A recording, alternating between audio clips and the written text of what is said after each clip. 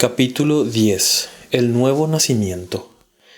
Hace varios años noté en cierta ocasión algo muy extraño mientras estaba sentado frente a la congregación. El reloj de la capilla andaba al revés. El culto comenzó a las 7, pero para cuando terminamos de cantar el primer himno, el reloj marcaba las 7 menos 5 minutos. Y al finalizar la lectura eran las 7 menos 15 minutos. Al principio pensé que mis ojos me engañaban y hasta bajé de la plataforma para averiguar a qué se debía este raro suceso. Ese reloj había ido marcando las horas en una sola dirección día tras día, semana tras semana, año tras año, pero ahora de pronto comenzó a andar en dirección contraria. Esto me hizo pensar. Eso es lo que vemos ocurrir en la vida de hombres, mujeres y niños. Un cambio completo. Podemos leer en la Biblia acerca de estos cambios como el de Manasés y María Magdalena, quienes habían sido tremendamente malvados y cambiaron totalmente. A veces llamamos a esto conversión. De cierto os digo que si no os volvéis y os hacéis como niños, no entraréis en el reino de los cielos. Mateo 18:3. Esto es obra de Dios, no del hombre. No es solo pasar a una página nueva, no es tan solo reformarse, no es meramente abandonar una mala costumbre. El reloj de la capilla volvió a su manera anterior de andar, pero la conversión verdadera nunca se vuelve atrás. En el día de Pentecostés fueron salvas 3.000 personas y todas continuaron perseverando en la fe. Cierta vez un consagrado pastor caminaba por una calle cuando de pronto le llamó la atención un borracho que estaba tirado a un lado de la calle. «Allí tienes a uno de tus convertidos», le gritó alguien al pastor. «Sí, parece que su conversión fue obra mía. Si hubiera sido obra de Dios no estaría tirado aquí». La Biblia también habla del nuevo nacimiento, una nueva vida dada por Dios en el corazón. Esto es lo que causa la conversión, el dar un giro total y emprender una vida nueva. Así, en el nuevo nacimiento, conocido como regeneración, debe ser el primer paso. Cuando nace un bebé, comienza a llorar, a sentir hambre y sed, se mueve, etc. Cuando nacemos de nuevo, comenzamos a sentir hambre y sed de Cristo y nos conducimos de una manera distinta a la de antes. Dado que esta es totalmente obra de Dios, no importa lo mala que haya sido antes una persona. Hay muchos relatos de personas malvadas cuyo corazón y cuya vida han sido cambiados por la gracia de Dios. Cierta vez un hombre fue a oír predicar a George Whitefield cargando varias piedras para tirárselas a la cabeza.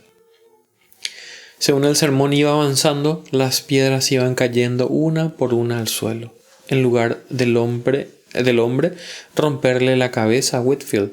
Dios le rompió el corazón al hombre. En otra ocasión, un hombre se paró sobre una mesa en un bar para burlarse de la predicación de Whitefield, imitándolo. Pero mientras predicaba haciendo su imitación, el hombre se bajó de la mesa con el corazón afectado por las palabras que él mismo había dicho, y con una gran tristeza en su alma, sí. Ese hombre se convirtió en un hombre consagrado y en un siervo de Dios.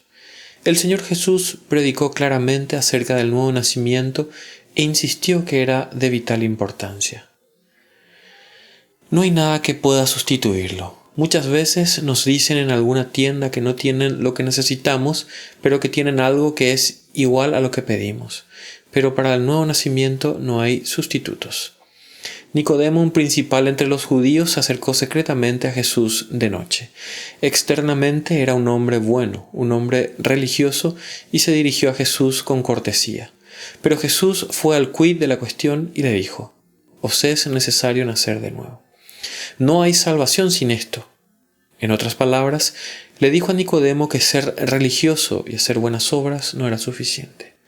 Tu mal radica en tu corazón. Necesitas un cambio total, completo. Necesitas la nueva vida que tan solo Dios puede dar. Lo importante en el cambio es la nueva vida. La Biblia lo compara a menudo con la resurrección. Lo que Jesús hizo por la hija de Jairo, por Lázaro y por el hijo de la viuda de Naín, necesitamos que lo haga por nosotros. A veces al entrar en una casa notamos hermosos ramos de flores, pero al acercarnos vemos que son artificiales, no tienen vida. No seamos como las flores artificiales. Cuando recibimos vida, el cambio produce arrepentimiento y a la vez creemos. La Biblia habla mucho acerca del arrepentimiento y de la fe. Necesitamos arrepentirnos de nuestros pecados, de nuestra desobediencia y de nuestra rebelión contra Dios.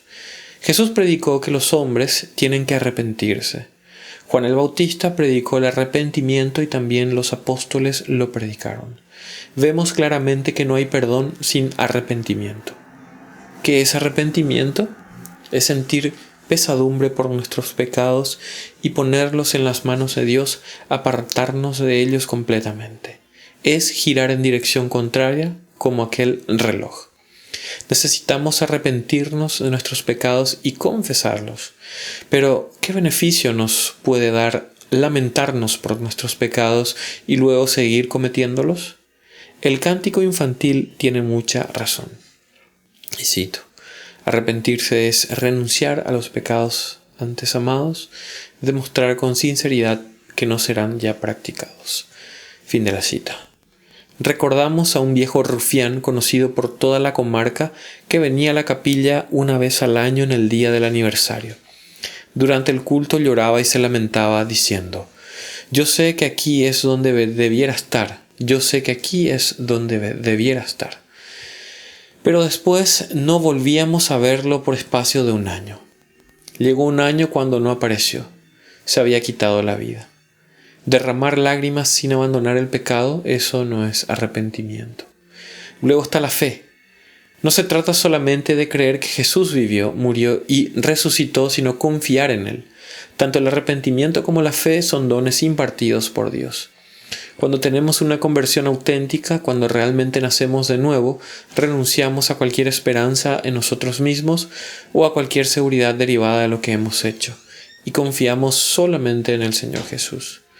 Qué importante es la palabra solamente. En la época de la Reforma, el gran debate entre protestantes y católicos romanos era la justificación por la fe. Los católicos romanos estaban dispuestos a aceptar la justificación por la fe siempre y cuando se eliminara la palabra solamente. Tengan cuidado de no excluir la palabra solamente, fue el consejo recibido por varios pastores que se disponían a debatir a sus opositores. La fe es personal y siempre contiene el elemento de confiar. Veamos el caso de Blondin, el famoso equilibrista que podía cruzar las cataratas del Niágara caminando sobre una cuerda extendida sobre las cataratas. Y no solo eso, podía empujar una carretilla con un hombre en ella en la misma cuerda. Asombroso. Cierta vez hablaba Blondin con un amigo acerca de sus logros y le preguntó al amigo si creía que él, Blondin, podía empujar a un hombre sobre una cuerda y llegar a salvo.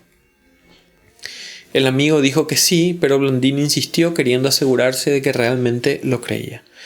«No dudo de tu habilidad para cruzar andando sobre la cuerda y de llevar al hombre a salvo», dijo el amigo. Pero se negó a meterse en la carretilla y dejarse empujar por la cuerda. No confiaba realmente en él. Cuán importante es la obra del Espíritu Santo en el nuevo nacimiento, la cual nos capacita para huir del pecado, acudir a Dios y confiar en el Señor Jesús. Volvemos a citar a Whitefield. En cierta ocasión se hospedaba en una casa donde lo trataban con gran cortesía y bondad, pero lamentablemente podía ver que sus anfitriones estaban ajenos al nuevo nacimiento. Oró pidiendo orientación sobre cómo encarar la cuestión y con una sortija de diamantes escribió en el espejo: «Una cosa te falta». Dios hizo de estas palabras una bendición. En una ocasión, por pura curiosidad, le preguntaron al Señor Jesús si serían pocos los salvos. Jesús respondió de una manera inesperada diciendo: «Esforzaos a entrar por la puerta angosta». En otras palabras, ¿qué de ti? Una cosa es necesaria, Lucas 10:42. Os es necesario nacer de nuevo, Juan 3:7. El que no naciere de agua y del Espíritu no puede entrar en el reino de Dios, Juan 3:5. Si no os volvéis y os hacéis Como niños no entraréis en el reino de los cielos. Mateo 18:3. Antes, si no os arrepentís, todos pereceréis igualmente. Lucas 13:3-5. Lecturas bíblicas sugeridas. Juan capítulo 3, versículos 1 al 17 y Efesios capítulo 2, versículos 1 al 9.